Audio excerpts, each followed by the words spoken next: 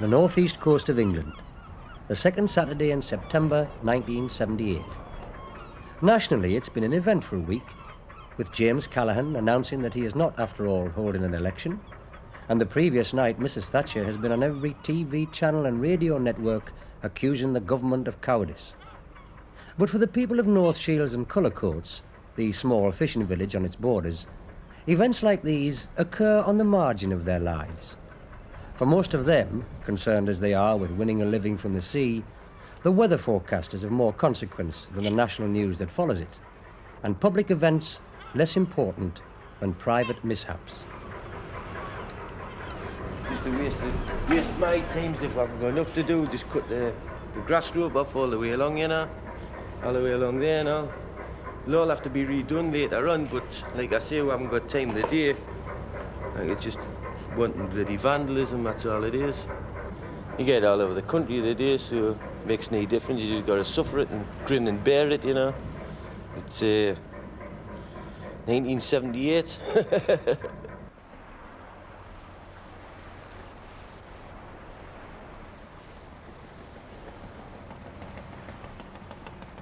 Cullercoats Harbour, early Saturday morning, the 9th of September.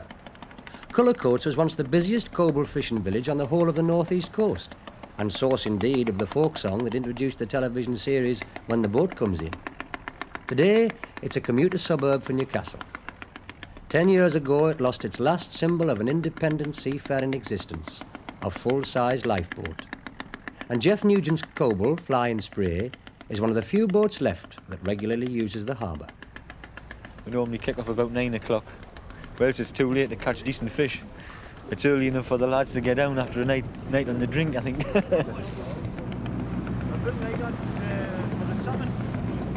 talking about he's trying to get a Scottish nationalist on his side. The flat rejected him last night, according to the way they say. It hasn't affected the price of the lobsters yet, so I'm not worried. What's the price of lobsters now? It varies. It's around about £2 just now, like. £2 a pound? That's what we get, like. Quite a lot of the lads come out regularly, these lads, and they have, within their social clubs, they have a fishing club. And they just ring me up and organise themselves in a group of 8, that's what I take in the boat, to have a day's fishing. There's a big fish here, you see that white bit there? Get the knife, see? There you go, put it in there. Depending on the sort of day it is, to tell you what sort of lures they use, whether they're using bait, what kind of bait they're using, or whether they're using, like this lad here that's catching all the fish. Go on, keep on going. That's it, poke him in. Come on, catch him in. He's just got another one there. They're looking for codling. I've caught 1 or 2 there now. I'll get my thing. Be a £4 after. For £4. We're hoping for bigger things than that. Margaret Thatcher on the party political broadcast last night. No, it sounds. I was enjoying myself with the boys. I never switched to tell you, man, because I knew that would be an all neat. Right. Both face all neat. Go on. This way? Aye. Yes. Go on, son. Just as well we're not having an election, I think. More like it. Yes, Margaret Thatcher, not first. It's a good day out, you know, the lads have a good day out. They usually have a can or 2 of beer and the radio on and get away from the wives and so on. We'll be out here till probably about 4:30, 5 o'clock, or until they're tired of it, whichever comes first. When I was about to leave school, I wanted to be a fisherman straight away, but my father wouldn't let us. He said I had to serve me time and get a trade, like all good Geordies do. All I did all day when I was sitting in an office was long to be home, get changed, out in the boat, hold me pots. Well, I'm just reaching the stage now where I can forget about doing other things and concentrate on being a fisherman full time. But as far as I can see now, I'm a fisherman and I'm going to stay that way.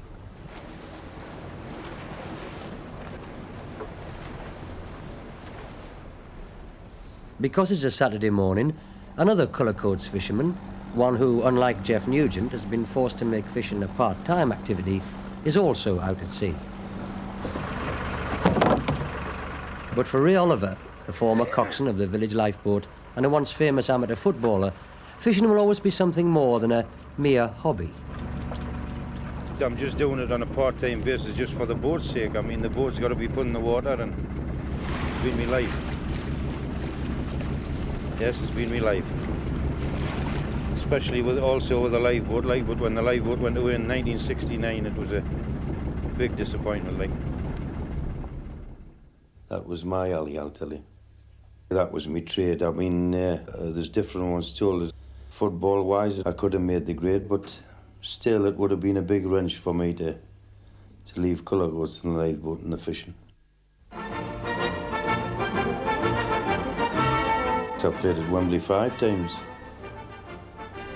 Twice for England and 3 cup finals. But there was no chance of me leaving Cullercoats. And if you're just joining us, this is Tony Adamson with the Sports Report headlines. Liverpool make it 5 successive wins at Birmingham. Nottingham Forest beat Arsenal, their first league victory of the season. Coventry City win again, but West Bromwich Albion are held to a home draw by Norwich. Reports and interviews coming up, but first we're going to interrupt proceedings for a moment for a gale warning from Richard Clegg. Attention all shipping. The Meteorological Office issued the following gale warning to shipping at 16:50 BST today. Tyne, Dogger, Humber, Lundy, Fastnet. Southwesterly gales, force 8, imminent. Irish Sea, Shannon, Rockall, gale, force 8. Well, the day was all right, but the fish wasn't much good. There was only 1 or 2 caught. 4.5 pound was the heaviest. Nothing exceptionally, although there never is when we gone fishing. A lot of wind though. We've had to keep inside out the wind, you know. The lads are happy though, they've had a good day, they've enjoyed it. Could have been worse, it could have been raining all day. Not too bad. Oh, it's been a little bit windy, I think. Fishing's been terrible. 20 or 30 fish. Not a lot. Not between 8 people, let's know. Not between 8 people. Doesn't pay for the beer. No, mind. Gale warning. New gale warning. Sunday, the 10th of September. Security, security, security. All ships, Cullercoats Radio. Cullercoats Radio. Cullercoats Radio. 40s, Cromarty, 4th, Tyne, Dogger, Humber.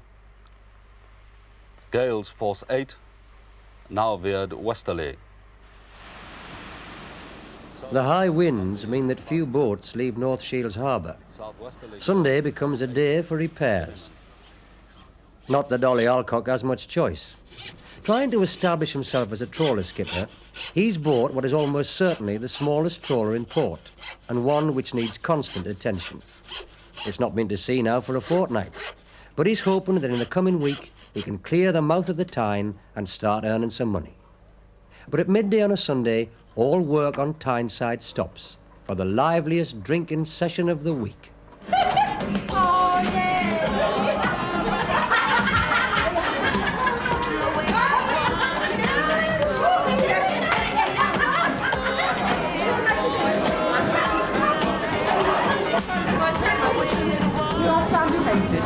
Right, this is right. Ready, go!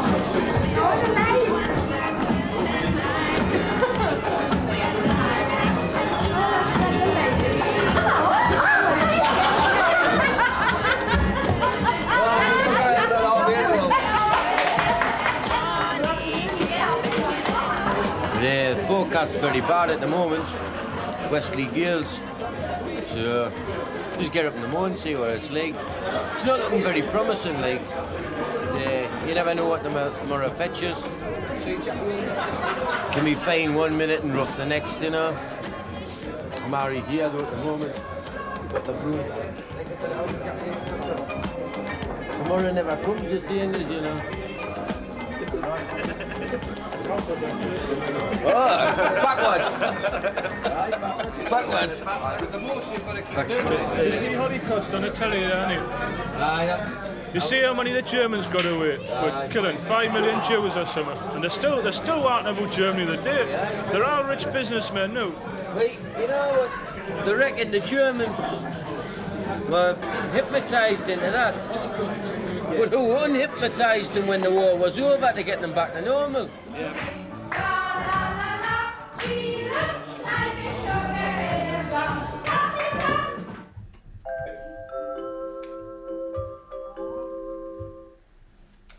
Shown in some newspapers for this time is No Election, a three-party discussion on the Prime Minister's decision not to hold an autumn election. This programme has been postponed until tomorrow. And now, Edinburgh Festival 78. One heavy deep-sea trawler has made it into port. For Ray Oliver, that means a night shift as supervisor on the North Shields fish quay. The work begins before he leaves home, marking up the entitlement to fries, or free fish, a perk designed to discourage pilfering, and one which is supposed to compensate for the low wages of the casual quayside labour. I'm writing the tallies out that's for people who get fries off the boat who works all night. They're only allowed 2 fries a week, like. Well, they're entitled to a fry of 6 haddocks, the porters, but the crew gets 6 lemons in 6 haddocks. That's lemon soles.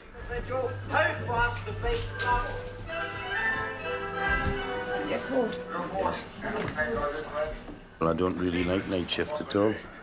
At one time, I had to go driving for salmon at night, which I used to do without no bother, but you were doing something that you thought was close to your heart and you didn't mind it.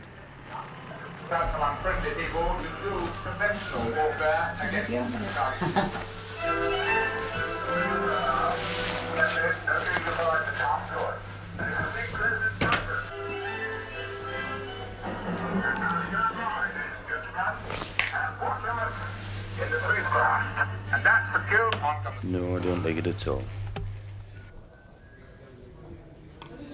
It was a job I took temporary, but I'm afraid I'm stuck here after, well, it's coming up to 5 years now. Jody Watson. Aye. Jimmy Heads. Frankie Reynolds. Yeah. L. Fraser. Aye. S. Reynolds. Aye. N. Crummon. I'll maybe take about 26 or 27 on. That's, I've got to cover the labour for the rest of the quay, you know. I try and know the men that comes down regular and they know the job. But there is odd times when you've got to sign people on that you don't really know nothing about. What's your name, son? Suniga. First initial? A. A. Suniga. But they try their best, but we sometimes get bad ones like that. Not up to it. No, I know that too. What's your name, son? Reynolds. D. Reynolds. Aye. D. Reynolds. Yours name, son? Scott. First name? N. That's your right name, is it? N. Scott. Right. I'll be going down to get the job started in 5 minutes. We've got to rig the trawler like for landing. And then it's hell for leather after that.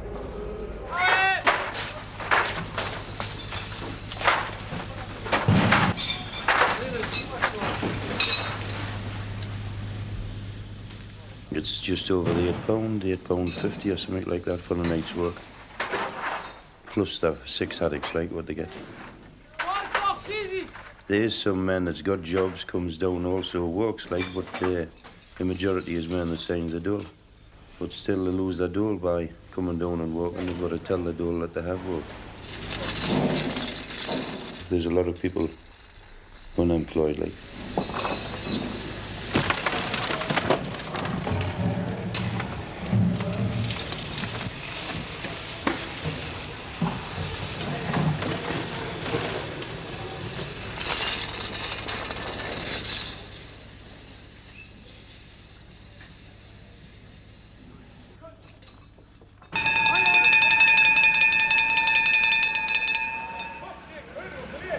£2 bid, 225, 250, 250, 75. Bid, that's 15 baht. That's 15. Rush group, 12 bucks. On you go the clutch, stop here. 325, 325 bid, 50, 350, 350 bid, 350, 350. 20 more, you're out. 20 more, 21. That's 20 more, 25, 350. What's you want, George, has it? Tom Hathaway. Tom Hathaway, as famous in North Shields for the quality of the fish in his shop in the town centre as for his writing on programmes like When the Boat Comes In. With only one boat in, Tuesday's market becomes a fierce scramble for what little fish there is. Nah, not a hope.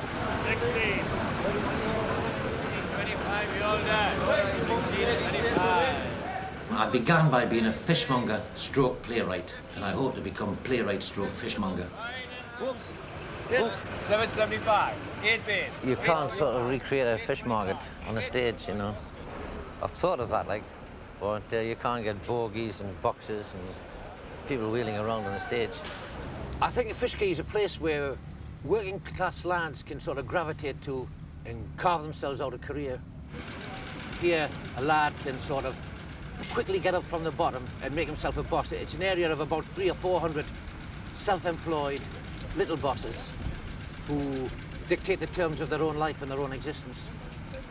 50, 22, 50, 75, 23, 23, 25, no. 23, 25. With an extrovert wit to match his hat, Spike McCall is sometimes dismissed as a cowboy by more old-fashioned fish merchants, but he's one of Tom Hathaway's fish quay heroes. He arrived there with only a filleting knife as sharp as his wits, and by filleting nearer the bone than his rivals, has built up a business which employs a dozen young men. For these lads, North Shields Fish Quay has become one of the few places of opportunity in a region where opportunities don't exactly abound. Work is hard to come by when you're fresh out of school these days, especially in the northeast. I bought these this morning, I'm not earning a bean out of these, man. No. Not a bloody bean. What do you... Wasted time, man, what kidding? But you've got to buy a bit of work for the lads, you know what I mean? Because they're just content they want to be in the pub if they've got nothing to do, you know what I mean? There's Jackie there, well, he wants to go and tend his pigeons and that. He's got to give him a little bit there. Keep him here, Tom. Yeah. There was a bloke saying to me this morning, he was saying he had a bit of cod, you know, last week. Well, he said it was all soft and watery and no taste, you know? Yeah. I said, well, it was probably an inshore fish, caught right off the piers there. Yeah. It got no taste. I mean, you've got to go up to Faroe, Iceland, yeah. and the water's cold. Yeah. You get a nice bit of tasty fish. Yeah. Haven't you? Yeah. Gilbert! A moment. Andy! Hello, Andy! Andy! Yeah. Them days, you know, Tommy used to come here and get to sell maybe 10 bob or £1 a box for it. And it was only cod and haddock they saved. I mean, used to toss overboard dogfish, whitings, which is cod and haddock, and that was it. Well, you made a very poor living. Mackerel, you take mackerel. I mean, who in the northeast of England used to eat mackerel 10 years ago? Nobody. Nobody. I never had it myself about 3 years ago. No. The bloke walking here one day and he had a bit of smoked mackerel. He says, have a go at that. I says, no, I'm not eating that. Poison them, man. Yeah. He says, have a go. So it's beautiful. It's lovely, man. Oh, there's no doubt about it. It's a good fish. I mean, look at the things that's happening around here now. There's lads selling stuff to France and Germany and Belgium and Spain, you know, undreamed of, like... Hello? Hello? Who is it, please? Ken, I can't find Andy. It's George. No, then. Aye. Well, there's no fresh, Ken. We've had a gale of wind, mate, the last 3 days. Are you all right for fish today, Ken? Yeah. OK, I'll tell him to pick it up if you leave it in the freezer, Ken. Aye. OK, mate. Ta-ra.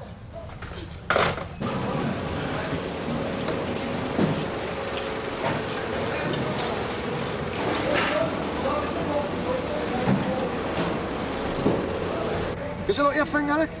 How many stitches again? Just the one.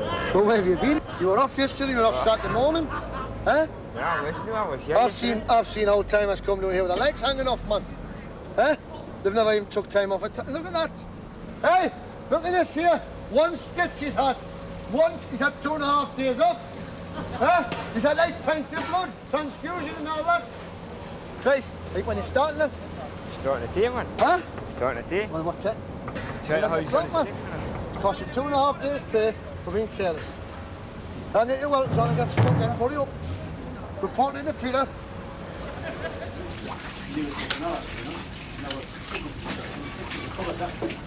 I've had guys here who can, within about 3 or 4 weeks, they fill it like a veteran.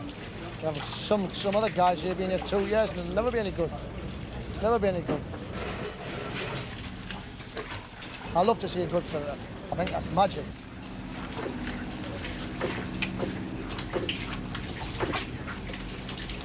I want to hold this fish and go to Grimsby, and there's 500 bucks to pick up from the dock. Come straight back with an answer, Barry, will you, please? OK? These shabby filleting warehouses, not the glossy shops higher up the hill, are the real centre of North Shields. A magnet for every child who's bored with the disciplines of the classroom. There's one there. That's it. Give me one. Oh. Give me one. I want one. You've got one. I haven't got one. It's the last one. No, man. Oh, hey. There's a one. No. Get one. It's the hand. Oh, you get one over there for us.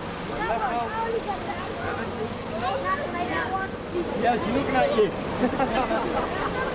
Hey, why aren't you at school? Come here, son, get a look. There? Here. What are you going to do with them? I don't know. Huh? Show me mum and You don't think that's cruel taking the fishes, are you? Who's dead? Huh? Would you like sort of I come and took you eye when you were dead? Yes, I was dead. Oh, for that. Have you ever seen any cockeyed ones? Huh? You never see a fish with glasses, do you? No. Huh? Tuesday, and the weather, far from abating, worsens. At Cullercoats, it's a day when in the past the lifeboat crew would have been on the alert. But now it's a day to repair to the fisherman's mission. The wind will remain a strong northwesterly tonight on the northeast coast, but elsewhere it'll gradually moderate. And that's the forecast.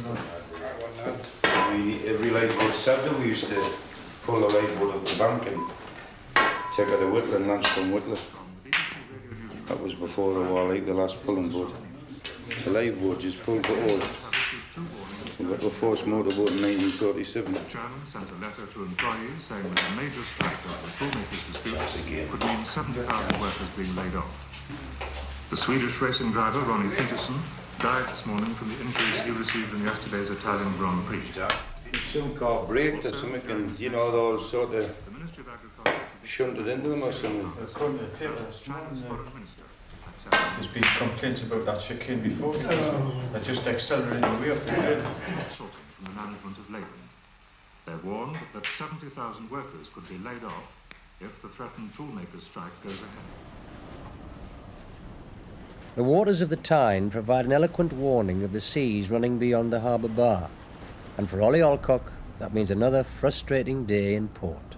Yeah, it's very poor actually, the way the weather is, like low depression right across the country. I think if the best thing you can do, like, you know, the way the weather's looking, we'll not be away till Thursday.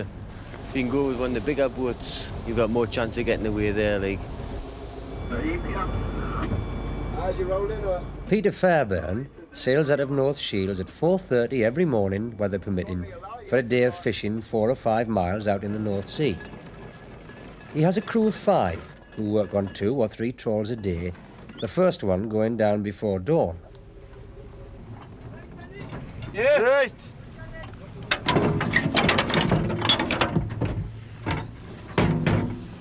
Yeah.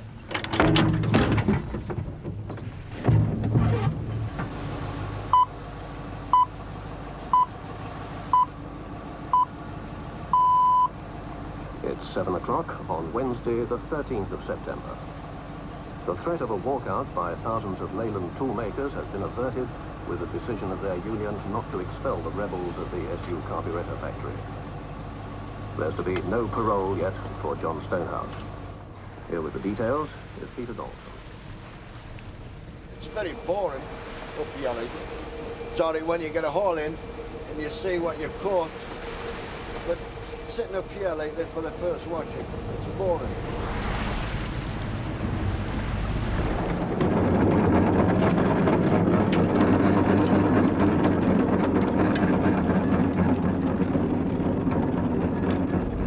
Fortnight ago, there was a kind of few prawns getting caught where we are now, like, you know.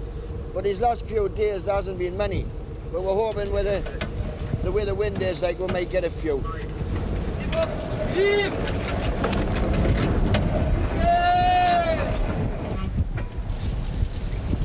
it heavy, Henry?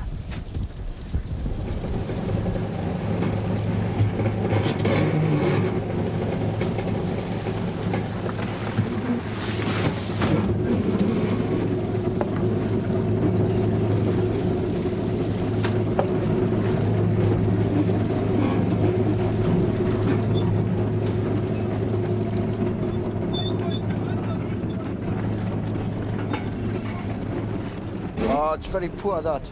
It's plenty of bulk, like, you know, but it's a lot of just crap. There's no prawns at all. We couldn't stop on that. That's no good at all. We'll have to shift to our ground, you know, just tow on another bit of ground. See what else we can catch. But I thought there would have been prawns there, but there's not. I don't know what we'll get out of that, like, you know, once we get picking and sorting that out. But it's not a great lot. We'll have to do better than that.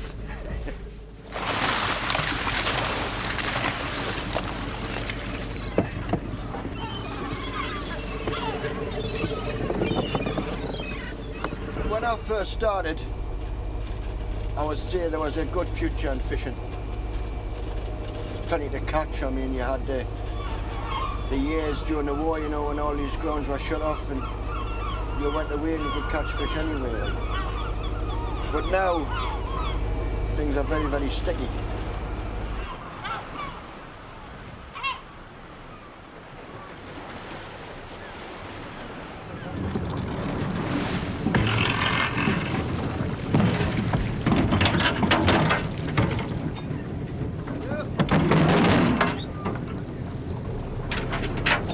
Well, it looks like we've got something heavier. I don't know until the net comes to surface.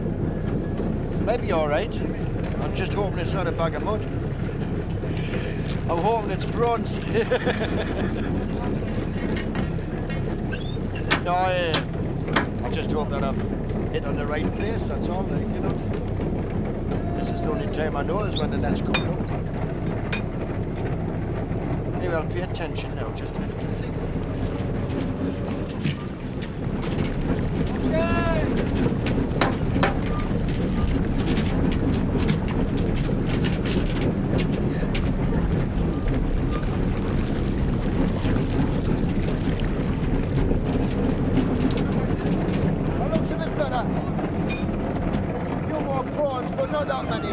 Expecting a great lot, but it looks a bit better than it was last time. There are warnings of gales in Viking, Forties, Cromarty, Forth, Fair Island, Faroe. Well, it was fine enough when we shot. I know there was a poor forecast last night, like, where it was fine enough this morning when we shot away. Steadily northeast. That's me just looking at the weather forecast or looking at the weather and seeing that's it coming in, like, you've got to try and keep pushing yourself. Time, southwest. Increasing 6 to gale 8. Sometimes you can't believe them. I don't know where they get the forecast from. Dogger, fisher. Sometimes you can't believe them. I think if you left it the forecast to more or less go to sea, you would never throw a rope off the quay, like you would be always lying against the quay. So you've got to take no notice of him if you want to live it. Sometimes he's right. More times than enough he's not.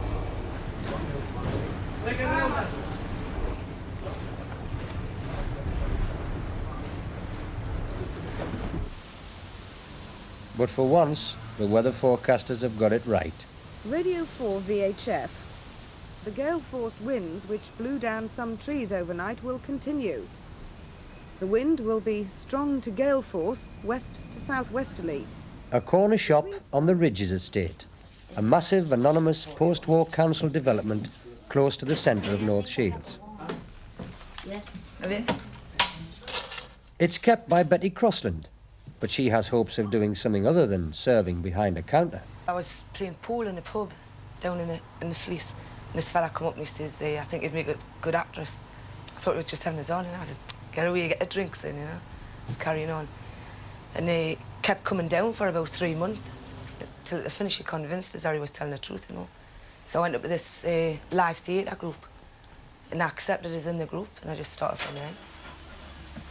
And I worked there for about 9 months, and then I got a part on the television. What does your mum want? What does your mum want? Butter want. Butter. Butter? Yeah. Right. Yes, butter. Wait a minute, you want that change?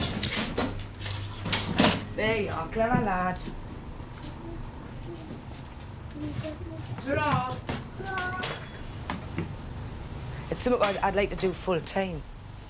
Rather than work in a shop, like, I'd rather do something I like doing, you know, like, please, even just around community centres and whatnot, you know.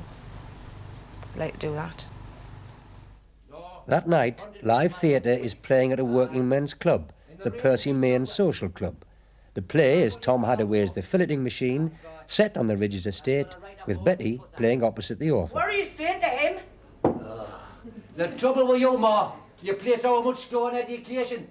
You're trying to be upstairs and downstairs at the same time. And what do you get? Stuck on the bloody landing. Yeah, stuff your gob with that. Let's have the biggest relief since Dunkirk. That Ben's got to make use of his education. Education? I'll tell you something about education. It's no good to the working class. There's two sorts of education, son. The sort they keep for themselves and the sort they give to us. And the sort they give to us, you're better off without it. Look, I'll show you. That's all you need. A good filleting knife. What are you Carve doing? yourself a career. Eh? Look, man. That's the way you cut them. See? All hand, put in motion. All hand cut. Will you put that Nothing away? but the best, eh? And will you shut your silly hole? I'm talking to them. Huh? Look, man. Look, Davy. Can you roll, eh? 74 quid. In the hand. Eh? Casual. With no education, son, you might be no use to anybody but yourself. But at least you have no choice but to get on. And where's that 74 quid on the layoff weeks, like? When there's no fish coming in? What about the weeks when out? What's the rough with the smooth, isn't it, woman? Yeah, the brains is locked behind the handbars. It's not a matter of money. Everything's a matter of money.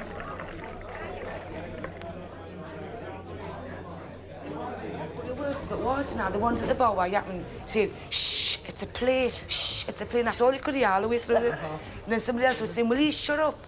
And then Johnny Stark said, well, what's going on here, like? He thought you were really serious, like. And so we're arguing, saying, get them out, what they're doing here, stand, you're not letting them argue in the pub, or you get them out. Tell them to get outside. And they finished, you know what, when the play was finished, he just flagged out like that. Straight over on the stool. Sat on the stool and it went straight away, it was out like a light. I thought, why couldn't you do that in the beginning? It would have saved us a lot, wouldn't it? Well, it would have showed done. we're up, man. Would have done.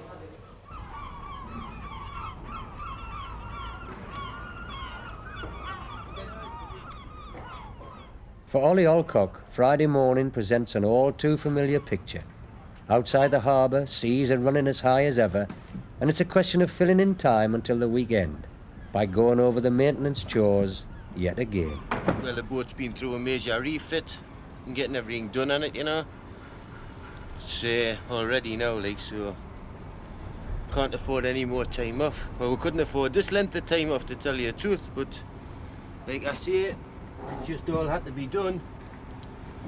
You've got to do your yearly maintenance. Westerly gales all week. Tides is making all the time. So I think you'll have about another 2 or 3 days before this depression gets over for us to get away, you know. Of course, the bigger boats is getting away, like I say, but a small boat like this, you haven't got much chance of getting away every day, not like this weather.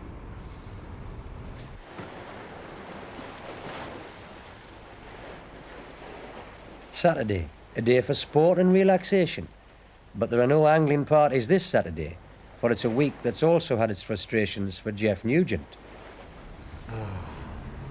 The start of the week was all right till we broke down. I mean, we had a good start of the week. We had plenty of crabs and lobsters in, caught plenty, and then we were at sea on Tuesday or Wednesday, and this happened. The engine broke down. We got ashore with it, but it's been frustrating after that, knowing that there's still lobsters to be caught. We kind of get out to get at them. Well, we got what what we expected. Ollie was absolutely superb. Spinks really couldn't do anything. He was totally and hopelessly outclassed. But really... The reported grandstand made him just look the class he is. Box like he did 10 years ago, I reckon. He's the greatest, that's what he says he is. He's the greatest. He says I heard him on the telly, when was it? Wednesday, I think. And he says he would take him, but he never says he would take him with a knockout. No. You know, he mustn't have been that confident, like. Well, I reckon he was... Well, he trimmed himself down and he boxed like he done 10 years. Well, 10 years ago. What was he? Nearly... Is he going to retire now then, is he? No. They want him to retire. I would like to see him retire, but he's, you know, he's talking about he might have a fight once a year.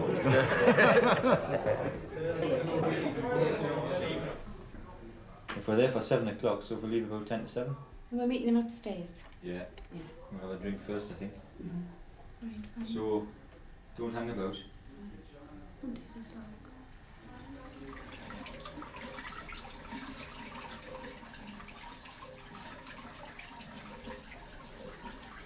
Yeah. Maureen! Are you there? I've cut my face, have you got something to put on it?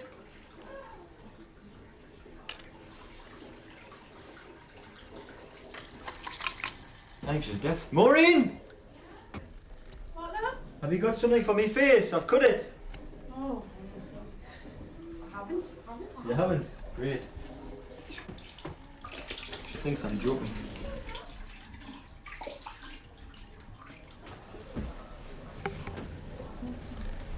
Oh, great. I'll do. Stick it on. What's that? Just a bit of cream. Do I need Just that one- on? No, just clap it. No, lick it. On? Should lick it. I'll do. Thank you. They look beautiful. Can I go out like that? That's great, that. I've missed a bit, oh dear me. I missed a bit. You look win, never look but... At the Crescent Club Cullercoats, it's the most important day of the year, the judging of the leeks. Although few of the fishermen members grow leeks, they go along at night to admire the prize-winning vegetables. Clear evidence of horticultural catches that didn't get away. You're starting. Oh, there. Are you going to fetch us one of you? Well, if he can grow them, Billy was a baker. And if he can grow them, you can. We, me? Yeah. You're joking, aren't you? I'm bloody fisherman, not a farmer, man.